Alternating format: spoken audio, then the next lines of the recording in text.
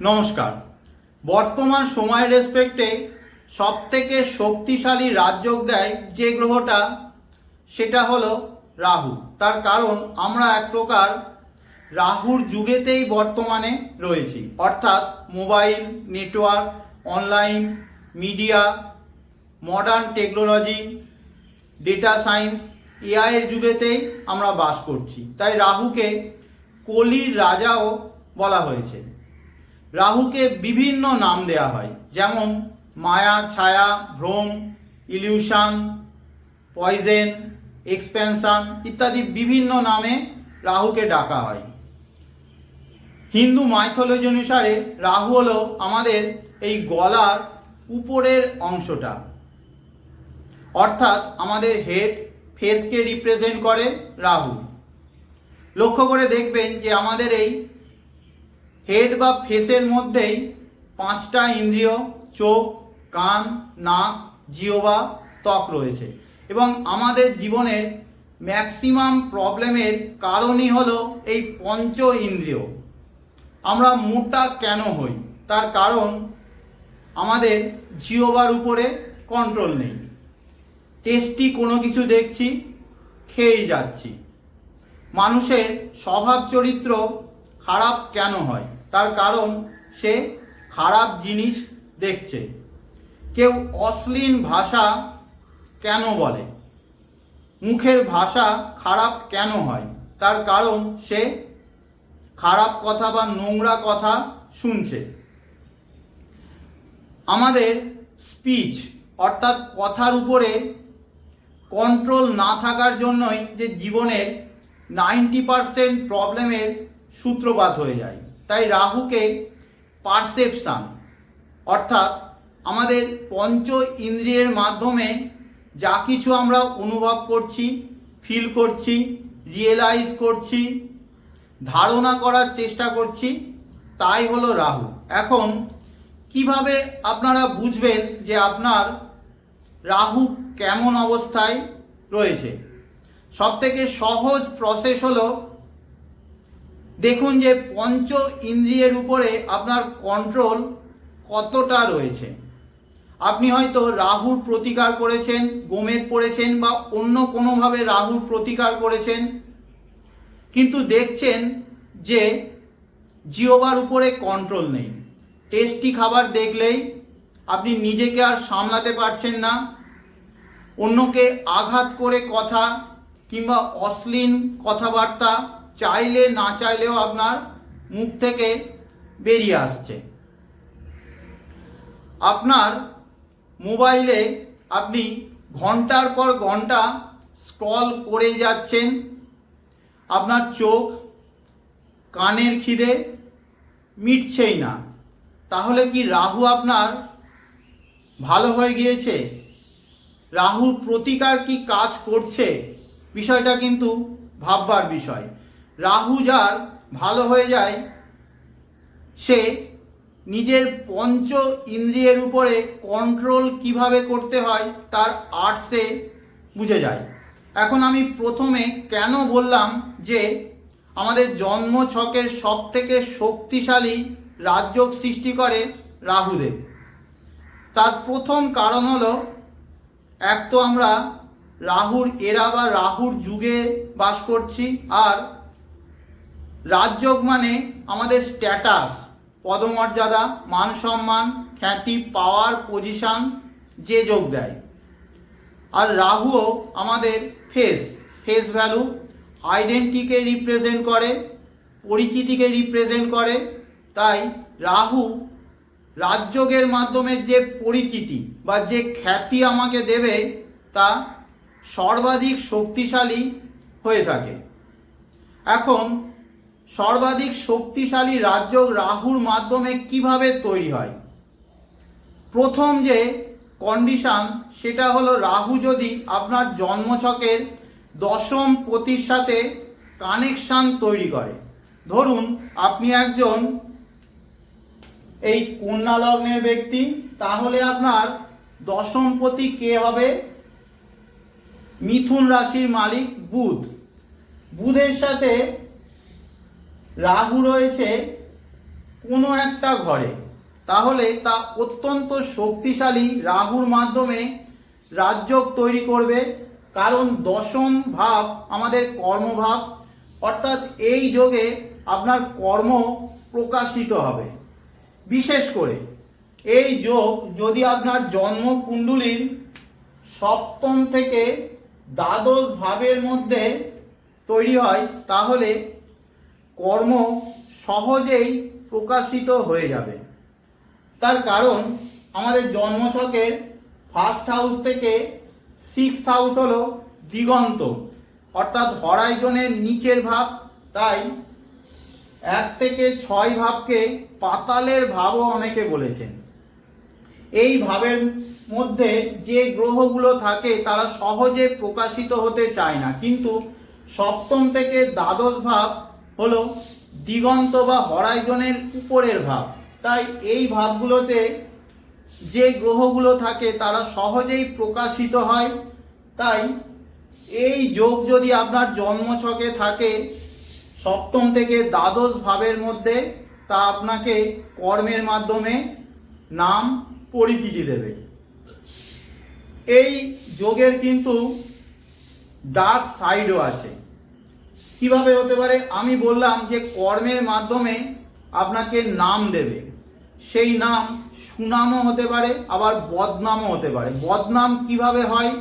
যদি আপনার এই দশমপতি গ্রহটা কোনো রকম ভাবে পীড়িত হয়ে যায়, তাহলে যদি আপনি কোনো অনৈতিক কর্ম করেন, খুব সহজেই সেই কর্ম প্রকাশিত হয়ে যাবে। যেমন ধরুন বুধের সাথে এখানে মঙ্গল রয়েছে, মঙ্গল এখানে নিচস্থ থাকে, আমি বাদই দিলাম। এই লগ্ন অনুসারে মঙ্গল হলো তৃতীয় পতি আর অষ্টম পতি। সে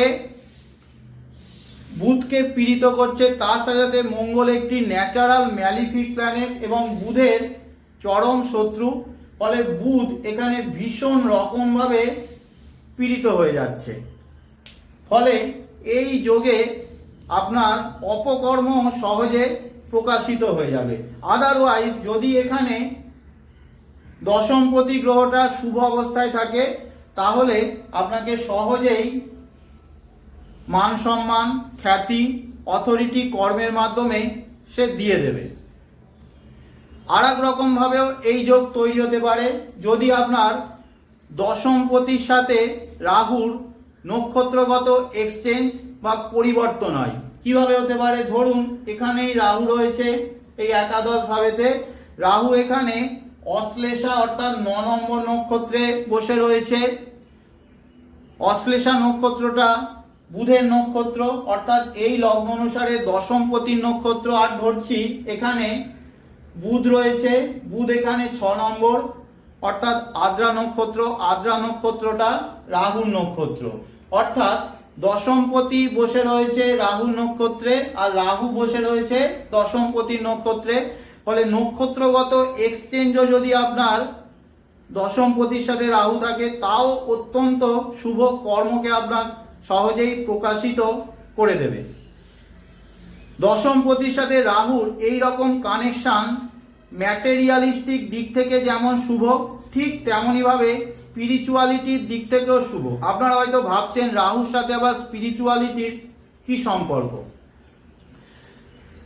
দশম ভাব আমরা জানি হলো কর্মভাব। রাহু অ্যাম্প্লিফাই করে, এক্সপ্যান্ড করে। তাই দশম পতির সাথে রাহু যখনই কানেকশন তৈরি করবে, সে কর্মের মধ্যে একটা গতি নিয়ে আসবে, অর্থাৎ স্পিড নিয়ে আসবে। ফলে আগে হয়তো 10 বছরে আপনার কোনো কর্ম হতো, এখন তা 1 বছরে হয়ে যাবে। ফলে কর্মবন্ধন থেকে আপনি ধীরে ধীরে বা তাড়াতাড়ি মুক্ত হতে থাকবেন এবং আলটিমেট লিবারেশন, মুক্তির দিকে আপনি এগোবেন। আর ম্যাটেরিয়ালিস্টিক দিক থেকে এই যোগ অত্যন্ত শুভ। তার কারণ হলো দশম ভাব হলো ঠিক আমাদের মাথার উপরের ভাব, অর্থাৎ আমাদের পিকের ভাব। দশম ভাব যেমন আমাদের কর্মভাব, ঠিক তেমনইভাবে দশম ভাব আমাদের স্ট্যাটাস, পদমর্যাদা, কর্ম থেকে মান সম্মান প্রতিষ্ঠার অভাব। তাই দশম প্রতিষ্ঠাতে রাহুর কানেকশন তৈরি করলে নাম খ্যাতিকেও সে এক্সপ্যান্ড করে এবং খুব তাড়াতাড়ি নাম খ্যাতি পরিচিতিকে সে বাড়িয়ে দেয়। এইবারে দ্বিতীয় প্রকার রাহু থেকে যে রাজ্য আমাদের জন্মছকে তৈরি হয়, রাহুর ডিসপোজিটার অর্থাৎ রাশির স্বামী যদি এক্সল্টেড বা উচ্চস্থ হয়ে যায়, তা অত্যন্ত শক্তিশালী রাজযোগের সৃষ্টি করে। কোনো গ্রহের রাশির স্বামী বা ডিসপোজিটার সেই গ্রহের ফিউচার অর্থাৎ তার ভবিষ্যৎকে, সেই গ্রহের ভবিষ্যৎকে রিপ্রেজেন্ট করে। আর রাহু হলো ফিউচারিস্টিক গ্রহ। আমরা জানি কেতু পাস্টের গ্রহ আর রাহু হলো ফিউচারিস্টিক গ্রহ। তাই রাহুর ডিসপোজিটার বা রাশির স্বামী যদি উচ্চস্থ হয়, সেই যোগ আপনাকে খুব রুট লেভেল থেকে, নিচ থেকে অনেক পিকে, অনেক উপরে চরম উচ্চতায় নিয়ে যেতে পারে। কেমনভাবে এই যোগ তৈরি হতে পারে? ধরুন এই একই লগ্ন, কন্যা লগ্নের ছক, সপ্তম ভাব অর্থাৎ এই মীন রাশিতে আপনার রাহু বসে রয়েছে। রাহুর ডিসপোজিটার অর্থাৎ রাশির স্বামী কে হয়ে যাবে? এই মীনের মালিক বৃহস্পতি। সেই বৃহস্পতি যদি এই কর্কটে বসে যায়, কর্কটে বৃহস্পতি উচ্চস্থ, রাহুর রাশির স্বামী উচ্চস্থ হয়ে গেল, ফলে অত্যন্ত শক্তিশালী একটি রাজ্য তৈরি হলো। রাহুর রাশির স্বামী যদি নিজ ভঙ্গ রাজযোগের মধ্যেও ইনভলভ থাকে, তাও অত্যন্ত শক্তিশালী রাজ্য তৈরি করে। যেমন ধরুন আমি লগ্নটা একটু চেঞ্জ করে দিচ্ছি। আপনার সিংহ লগ্নের জন্মছক, ধরুন সিংহ লগ্নের জন্মছক, এই জন্মছকে রাহু এখানে বসে রয়েছে, সাথে রয়েছে ধরছি চন্দ্র। এই ব্যক্তির রাহু অনেকে বলেন যে এই ধনু রাশির ঘরেতে নিচস্থ, তার সাথে দ্বাদশপতি চন্দ্রযুক্ত। এই লগ্ন অনুসারে লগ্নপতি রবির শত্রুগ্রহ রাহু, ফলে রাহুর মহাদশা যদি চলে খুব খারাপ যাবে। চন্দ্র রাহুর গ্রহণযোগ, রাহু নিচস্থ, লগ্নপতির শত্রুগ্রহ ইত্যাদি অনেক কারণ মানুষ বলবে যে রাহুর মহাদশা যদি আসে খুব খারাপ ফল দেবে। মহাদশা চলেছিল না 1998 থেকে 2016 মধ্যে। কিন্তু রাহুর রাশির স্বামীকে বৃহস্পতি, সেই বৃহস্পতি এখানে নিচস্থ রয়েছে ষষ্ঠ ভাবেতে, সাথে বসে গেছে মঙ্গল। বৃহস্পতি নিচস্থ গ্রহ ষষ্ঠ ভাবেতে খারাপ ফল দেয় না, কিন্তু এখানে নিচস্থ গ্রহের সাথে উচ্চস্থ গ্রহ বসে, অর্থাৎ বৃহস্পতি নিচস্থ, তার সাথে উচ্চস্থ মঙ্গল বসে বৃহস্পতি নিজ ভঙ্গ করে দিচ্ছে এবং নিজ ভঙ্গ রাজযোগের সৃষ্টি করছে। ফলে রাহু অত্যন্ত শুভ হয়ে যাচ্ছে এবং এই সময়টায় রাহুর যে মহাদশা চলেছিল তার রেজাল্টও অনেক ভালো পাওয়ার কথা। এই চার্টের কম্বিনেশনটা সচিন তেন্ডুলকারের জন্মছক, এই সময়ে লাইফে তার অনেক বেশি গ্রোথ হয়েছিল এবং দেশ বিদেশে তিনি সমানভাবে সম্মান, মান সম্মান পেয়েছিলেন।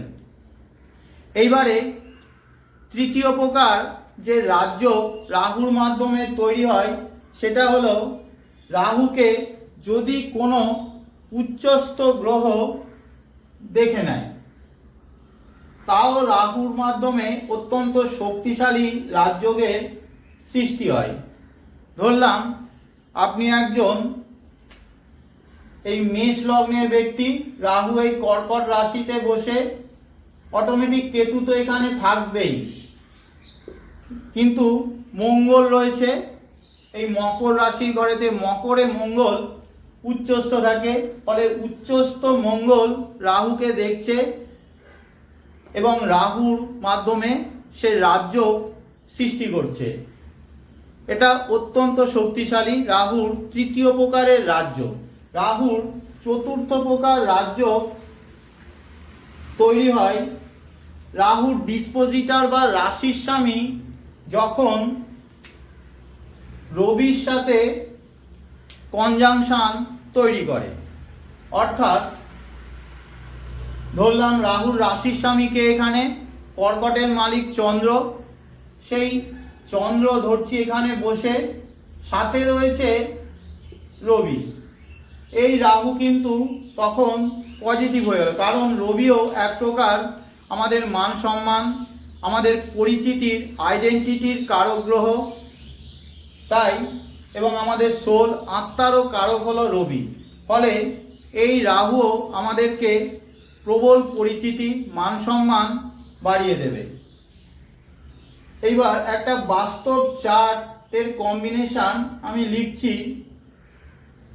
এখানে দেখুন যে বৃশ্চিক লগ্নের জন্মছক, রাহু দ্বাদশে রাহু খুব একটা ভালো মানা হয় না, কিন্তু উল্টো দিকে রয়েছে রবি, রয়েছে সাথে শুক্র, বুধ আর কেতু তো থাকবেই। এখানে দেখুন যে রাহুকে উচ্চস্থ গ্রহ, মেষে রবি উচ্চস্থ থাকে, এই উচ্চস্থ গ্রহ রাহুকে দেখছে, ফলে থার্ড যে রাজযোগের কম্বিনেশন বলেছিলাম তা এখানে কাজ করছে। রাহুর রাশির স্বামীকে, রাহুর ডিসপোজিটার এই তুলার মালিক শুক্র, সে রবির সাথে কনজাংশনে রয়েছে, ফলে ফোর্থ যে রাহু থেকে রাজযোগের কম্বিনেশন তাও এই চার্টের মধ্যে একসাথে কাজ করছে। এই চার্টের কম্বিনেশনটা মুকেশ আম্বানির জন্মছকের কম্বিনেশন। এবারে পঞ্চম প্রকার যে রাজযোগ রাহুর মাধ্যমে তৈরি হয় সেটা হলো রাহুর সাথে যখনই জন্মছকে শুক্রের কানেকশন তৈরি হয়। ধরুন আপনার কুম্ভ লগ্নের জন্মছক, রাহু শুক্রের যোগ রয়েছে জন্মছকে। এই যোগ কিন্তু ওয়েলথের জন্য অত্যন্ত শুভ, তবে কন্ডিশন হলো আপনাকে কিন্তু এই রাহুর দশা পেতে হবে। রাহুর দশা যদি আপনি পান, এই সময় কিন্তু আপনার সম্পদ এবং ওয়েলথ প্রচুর পরিমাণে বাড়বে। তার কারণ হলো শুক্র কালপুরুষের জন্মকুণ্ডলী অনুসারে দ্বিতীয় পতি, অর্থাৎ আমাদের ধন, ওয়েলথ, আমাদের ফ্যামিলি কারক গ্রহ, দ্বিতীয় পতি হওয়ার জন্য কালপুরুষের কুণ্ডলী। তাই রাহু শুক্রের যোগ থাকলে যদি আপনি রাহুর দশা কোনো রকমভাবে পেয়ে যান সঠিক বয়সের মধ্যে, তাহলে আপনার প্রচুর ওয়েলথ, সম্পদ বাড়বে এবং তার সাথে সাথে নিজের কুল অর্থাৎ বংশকেও আপনি এগিয়ে নিয়ে যাবেন। এই যোগও অত্যন্ত ফরচুনেট একটি যোগ। এছাড়াও রাহুকে এই বৃষ রাশিতে উচ্চস্থ মানা হয়, মতান্তরে রাহু মিথুন রাশিতে উচ্চস্থ। বৃষতে যদি কারোর রাহু থাকে, সে নিজের ফ্যামিলি, পরিবার, কুটুম্ব থেকে বা স্পিচের মাধ্যমে অনেক শুভ ফল পেয়ে থাকে। আর মিথুনে যদি কারোর রাহু থাকে, ছোট ভাই বোন কিংবা ট্র্যাভেলিংয়ের মাধ্যমে, কমিউনিকেশান, কমিশন ইত্যাদির মাধ্যমে উন্নতি করতে পারে। আর আমরা তো জানি রাহু তৃতীয় ভাবেতে শুভ ফল দেয় উপচয় ভাবগুলোতে, ষষ্ঠ ভাবেতে রাহু থাকলে শুভ ফল দেয়, দশমে রাহু থাকলে সেই রাহুকে শুভ মানা, এবং একাদশে রাহু শুভ ফল দেয়। এই সমস্ত জায়গা থেকে যে কম্বিনেশন তৈরি হয় তা মোটামুটিভাবে 10 থেকে 15% আপনাকে শুভ ফল দিতে পারে। তবে যদি আগে যে 5টা যোগ বললাম তার সাথে এই কম্বিনেশনও থাকে, তা আরও শক্তিশালী রাজযোগের সৃষ্টি করবে।